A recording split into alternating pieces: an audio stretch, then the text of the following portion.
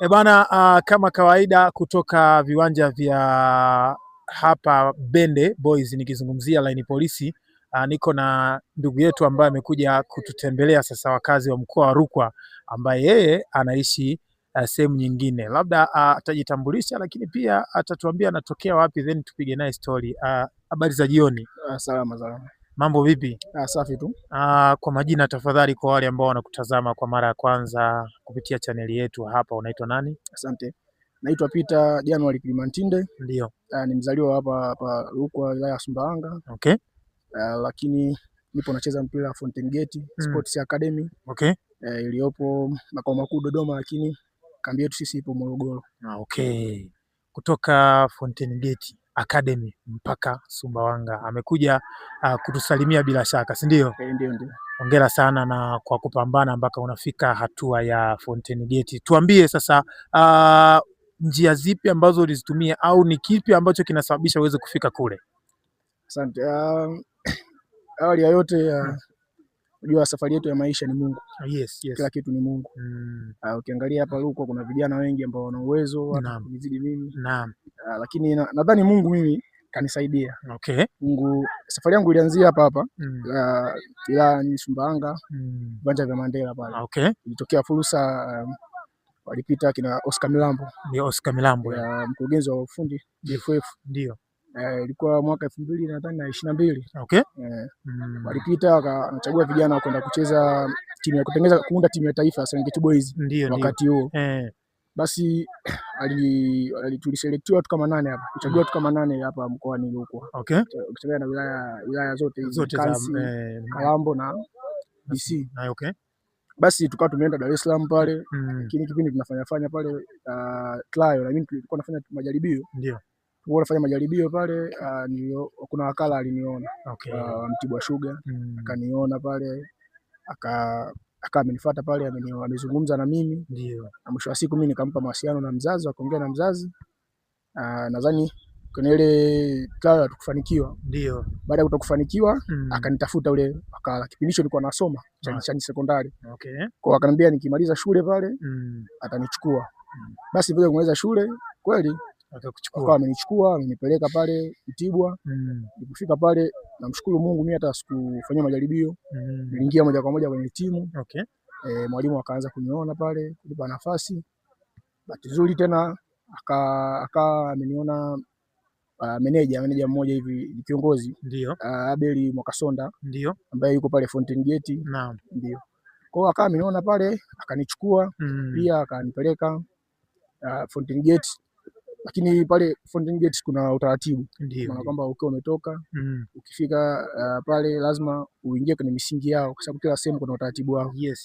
Kwa hiyo nikawa nimeingizwa pale kwenye programu yao ya mafunzo ambayo inaitwa EX program. Ndio. Kwa hiyo nikawa nimeingia pale, nimepata mafunzo. Mwisho wa siku performance yangu ikawa nzuri. Ndio. Nikaingizwa kwenye timu zao za kituo ambao ni under 17. Ndio. Under 15 hizo na under 16 na under 20. Okay. Ndio pale nikawa nimechaguliwa kuingia under 17. No, kabla tulishiriki tournament kama ndani kama 4 hivi. Ndio. Vizuri, Mungu alikuwa upande wangu. Nakushukuru Mungu. Nikawa top scorer mara 4 mfululizo, tournament zote 4 mfululizo. Nikawa top scorer. Basi pale ndo management na uongozi kwa kushirikiana na mkurugenzi principal wa msimamizi wa shule zote za Fountain Gate. Naam. Mheshimiwa Joseph Mjingo akawa amependekeza kwamba nichukuliwe kutoka kwenye timu yao ile ya mafunzo, niingizwe kwenye timu ya kituo. Basi akaja CEO pale Mendes. Naam. Kevin Shaban Mendes ambaye ndio CEO sasa hivi senior team. Naam. Akaja pale akawa ameniona, akasema na deserve kweli kuingia kwenye timu zao za kituo. Bwana. Kwa hiyo nikawa nimeingia pale, nimecheza. Mungu akanisaidia tena. Nikawa na performance nzuri, nikawa mwendelezo mzuri. Basi akawa ameitwa mzazi wangu, ameitwa pale mzazi. Ndio. Nikawa nimepewa kandarasi 5 years. Okay. Kutoka hapo safari yangu ikawa hapo imeondoka. Nikaondoka ndo nikaa moja kwa moja mpaka sasa niko Fountain Gate. Bwana, 5 years kandarasi hiyo imesainiwa huko. Kijana kutoka Rukwa. Tunasema mpira ulipi, lakini sasa tuko na vijana ambao na ushahidi tunao. Sasa wewe ambaye unatamani kuwa kama huyu hapa, kuna taratibu zake za kufuata. Mpira unahitaji mazoezi, nidhamu, kujituma sana, yani kupambania kile ambacho unahitaji wewe kiwe. Una wito gani kwa vijana ambao wanaweza kabisa, unaona wana performance nzuri kwenye mpira lakini wanachukulia mpira kama tena sio kazi kwao? Jambo la kwanza kabisa wanatakiwa kumtanguliza Mungu. Okay. Mungu kwenye kila kitu. Ingawa kama unavyojua kusumbanga kidogo kuna kakasumba fulani hata kusali. Hata mimi wewe kukutana nao pia. Watu wanasumbanga wanatokea kwenye kuna mambo fulani ya ajabu lakini kana ondoa hiyo amani. Lakini ninachowasihi vijana wenzangu, ndio kila kitu kinawezekana. Yes. Kila kitu kinawezekana na anayefanya mambo yote yawezekane ni Mungu. Kwa sababu yeye mwenyewe anasema kuna asiloshindwa. Na sisi tunaweza wote katika yeye atutiaye nguvu. Yes. Kwa maana hiyo kwamba sisi vijana hatutakiwi kukata tamaa. Kwanza tunatakiwa kuwa na nidhamu, kujituma.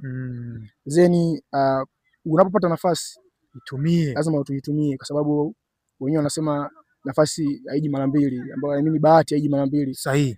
Kwa hiyo unapopata nafasi itumie ili uweze kufikia malengo yako. Na usilaumu watu. Usilaumu watu.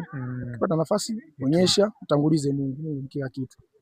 Bwana, ukipata nafasi itumie, lakini pia mtangulize Mungu. Hayo ni maneno ya kijana ambaye yeye yuko sasa hivi Fountain Gate Academy, na tutarajie mazuri kwake na tuendelee kumwombea of course, kwa sababu kama yeye anaamini katika Mungu, sasa sisi kwa nini wanarukwa tusiweze kumwombea? Bwana, kupitia chaneli yangu ya Yusto natamani nipate maua yake mengi sana hapa, kwa sababu ni moja kati ya watu ambao wanapambana sana. Yani ukiona mimi nimemtafuta mtu, basi nimeshaona pia jitihada zake, kwa tunaongeza pia na sisi tunaongezea ili angalau maombi yaongezeke. Kama tukua 6 tu hata 200 tukimwombea akiwa sehemu kubwa, basi tutakuwa tunajivunia kwamba fulani yuko sehemu fulani. Bwana Peter, mimi nitaka tu uongee na watu, labda wale wadau ambao wanatakiwa watoe sapoti kwa mkoa wa Rukwa. Wadau wale unawashauri nini sasa? Neno lako hata la mwisho hapo, unawashauri nini? Wadau wa mkoa wa Rukwa, kwanza niwapongeze sana kwa sapoti yao. Kuna baadhi wanasapoti kama Big Mendes, yes. Dadangu Teddy Kaigele, na watu wengi tu wanaonisapoti. Sasa ningewaomba pia kama Mwenyezi Mungu anavyowabariki mnanisapoti mimi, ningeomba pia mwasapoti na vijana wengine ambao wapo hapa Bende Sports Academy kwa teacher Yusufu Mwiga. Waje hapa, kuna watu wengi sana wanajua mpira mkoa wa Rukwa. Lengo ni kuinua mkoa wetu na sisi tupate watu ambao tunaweza tukacheza ligi kuu, tukawakilisha mkoa wetu vyema. Kwa hiyo niwaombe pia support ya wadau ambao wanasupport mpira katika mkoa wa Rukwa, waweze pia kuwasupport na wenzangu ambao wapo hapa mkoani. Vitu wangu ni bwana, sawa, mimi nikushukuru sana na nikutakie pia kila jema katika harakati zako za mapambano kuhusiana na soka, lakini tuwakilishe vyema mkoa wa Rukwa huko uendako. Asante sana. Mimi nawaahidi kwamba nitapambana na nitawakilisha mkoa wa Rukwa vyema.